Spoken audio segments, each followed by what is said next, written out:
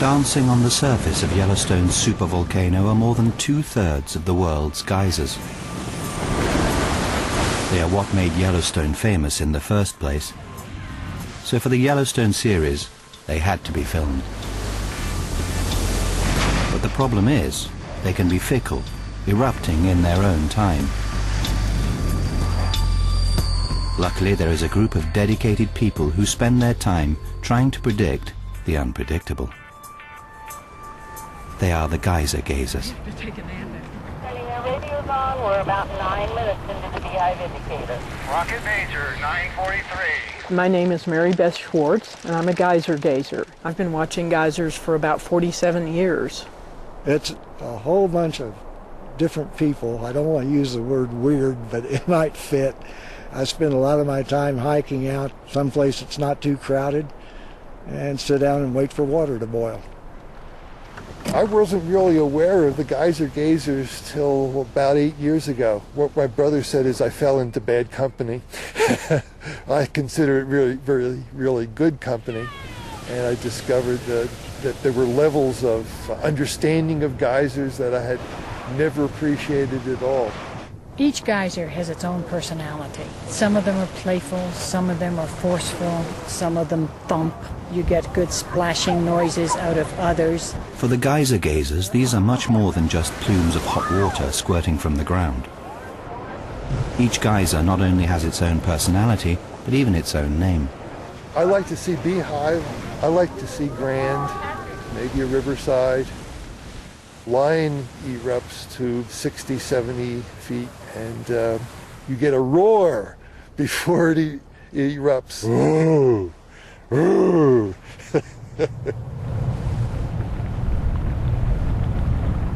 Geyser gazing is not just an obsession with geysers. It does have a practical purpose. 29. Okay, business very copy. The geyser gazers have a network all over Yellowstone connected by radio, and they send all of the eruption times straight to the park's visitor center. This way there is a permanent record of geyser activity, and thousands of people can also experience the thrill of watching geysers. Right with you.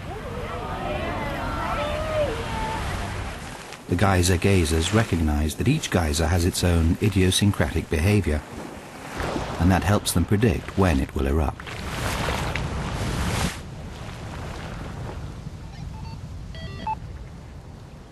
The castle has not erupted yet. No castle yet. Thank you very much. We're watching it. Intently. It's not even teasing us right now. Well, that's good, though. You want it to be very quiet, and it'll maybe do a few practice splashes, and then it's going to erupt.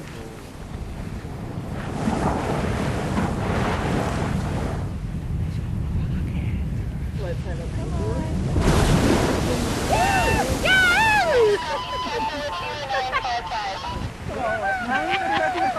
That's correct. Castle at 0955. Well, you're right, Mary Beth. Yeah. Quiet just before. Right. I mean, It's supposed to be very quiet. That's then it went. how it's supposed to do. Very nice. Now let's hope it's a major. That's the next landmark here. But with geysers, nothing is certain.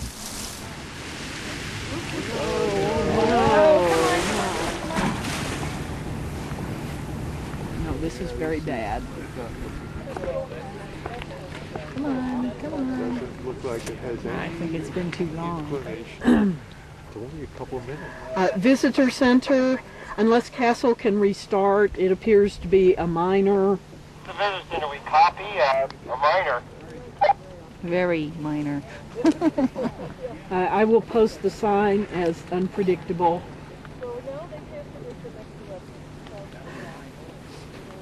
That's the way it goes sometimes. It just can't count on geysers. The water that fuels the geysers has to travel from up to 5 miles beneath the surface of the Earth. So it's hardly surprising that sometimes eruptions are late or never make it. All Mary Beth can do for now is predict that this geyser is unpredictable. The castle is unpredictable because it's just had a minor eruption, and we have to wait for a major. The art of predicting geysers is about witnessing as many eruptions as you can. And the key to that is spending as much time around geysers as possible. Rocks, and there's the right one. Dick Powell is a geyser gazer and retired geologist who has even found a whole way of life that allows him to spend all of his time near the geysers he loves. I'm one of 3 people trained to do thermal cleaning in Yellowstone National Park. Most of the stuff that we pick up with is what's called a grabber. We also have some more specialized equipment like extension poles with slotted ladles or spoons on them.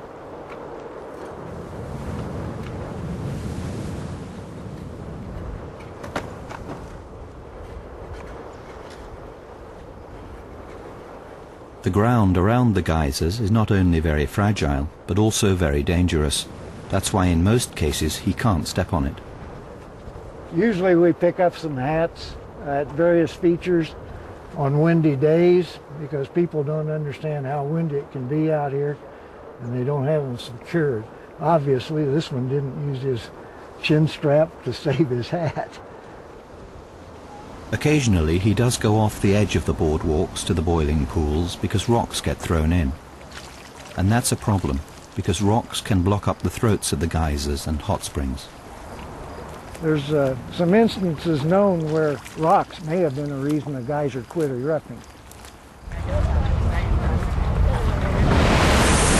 As water in underground chambers is heated to over 500 degrees Fahrenheit, it explodes in a violent eruption of water and steam. As soon as the chamber is emptied, it is recharged and the process begins again.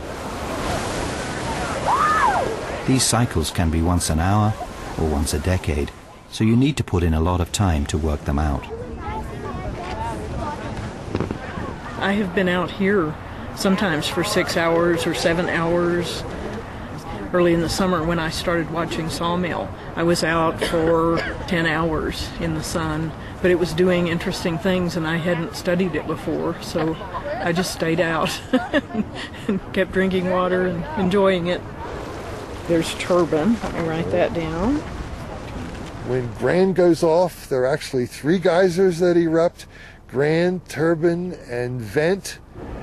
Sometimes you get just one huge series of bursts out of Grand, but just a couple days ago we got 4 bursts and people were standing up, jumping up and down, cheering. It was so exciting.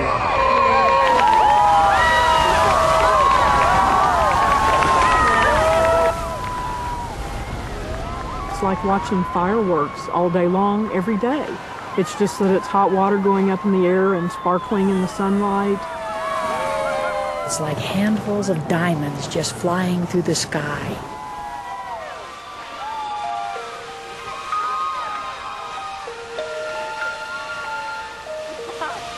After a long wait, this is really worthwhile. What's going off in the background is Grand Geyser. It's predictable with a 4-hour window. That is 2 hours either side of a calculated time.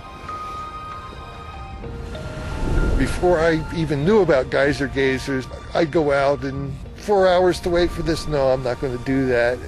And then I fell in with the geyser gazers, and people would say, you really want to stay for this because it's a really spectacular display. And I discovered, hey, yeah, they're right. It's nice for humans to be able to go to a more natural area than where they live and work and get to see something extraordinary, something very different from their everyday life. I would like to see Grand erupt an infinite number of times. When I am gone, I will be back. If there is a beyond, I'll be back to watch the geysers.